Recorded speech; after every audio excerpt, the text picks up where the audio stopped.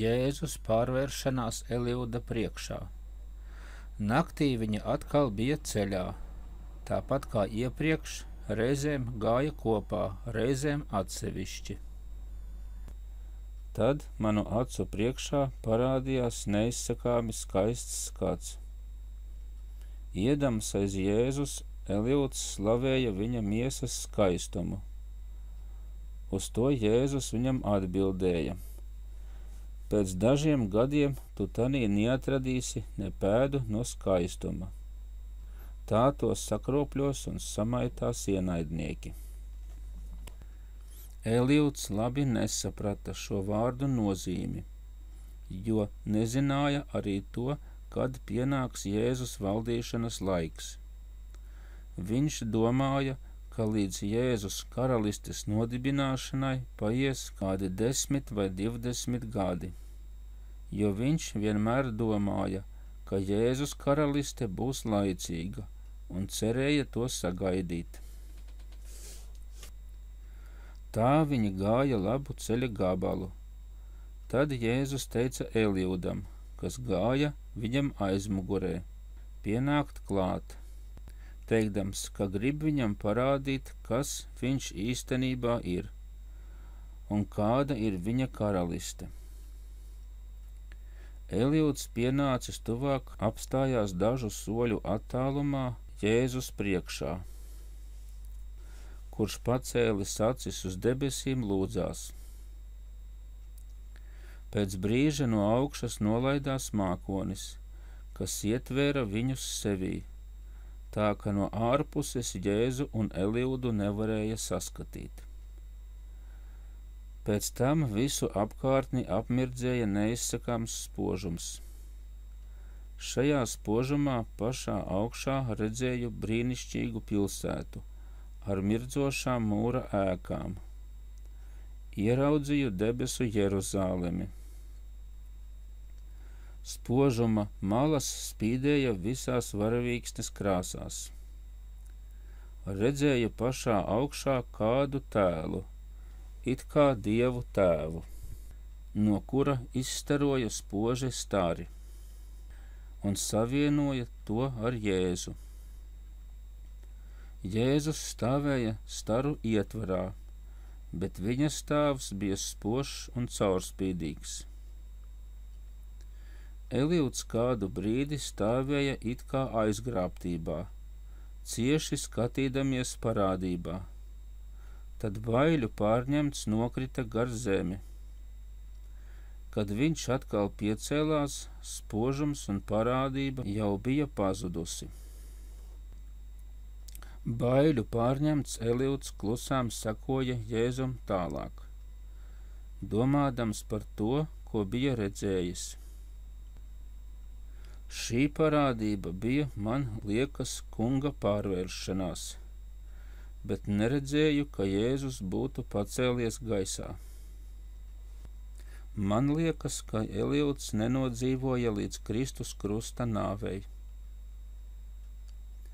Jēzus bija ar viņu daudz atklātāks nekā ar apustuļiem, un atklāja viņam ļoti daudzus noslēpumus. Jēzus uzskatīja Eliudu par savu draugu un biedru un deva viņam lielu varu. Savukārt Eliuds daudz laba darīja Jēzus piekritējiem.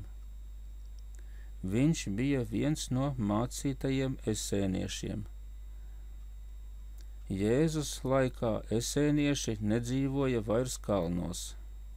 Lielākā daļa no viņiem bija apmetušies arī pilsētās. Augstāk minētais redzējums notika ap pusnakti. Dienai austot redzēju Jēzu un Eliudu ieejot plašās ganībās. Gani, kas sargāja lopus, pazina Jēzu, izgāja viņu satikt un pazemīgi sveicināja, un tad abus ieveda šķūnī, kur atradās viņu mantas. Tur nomazgāja viņiem kājas un saklāja guļvietas. Sākumā viņiem iedeva ēšanai maizi un ūdeni kausos, bet vēlāk izcipa pāris putnus, kuru likstas lielā skaitā atradās viņu mājokļos. Redzēju, ka pēc maltītes Jēzus aizsūtīja Eljudu atpakaļ uz mājām, un ganu klātbūtnē svētīja viņu. Atvadoties, Jēzus Elijudam teica: Tagad vari mierīgi pavadīt savas dzīves dienas, jo ceļš, pa kuru es iešu, tev būs par smagu. Darbu, kas tev bija paredzēts manā vīna dārzā, tu jau esi pabeidzis, un par to samaksu tu saņemsi manā valstībā, bet jau tagad es tevi uzņemu ticīgo pulkā. Teikto Jēzus viņam paskaidroja tuvāk ar salīdzinājumu par strādniekiem vīna dārzā. Eljuds, kas pēc nakts redzējuma vēl bija domīgs un nopietns, tagad vēl vairāk tika aizkustināts. Vēl kādu ceļa gabalu viņš pavadīja Jēzu. Tad Jēzus viņu apkampa, un viņi abi devās katrs uz savu pusi. Cik atceros, Eljuds pieņēma kristību vēlāk no Jēzus mācekļiem. Pilsēta, uz kurieni Jēzus devās pavadīt sabatu, saucās Gura, kura atradās uz kalna. Kādreiz tur dzīvoja Jēzus radinieki.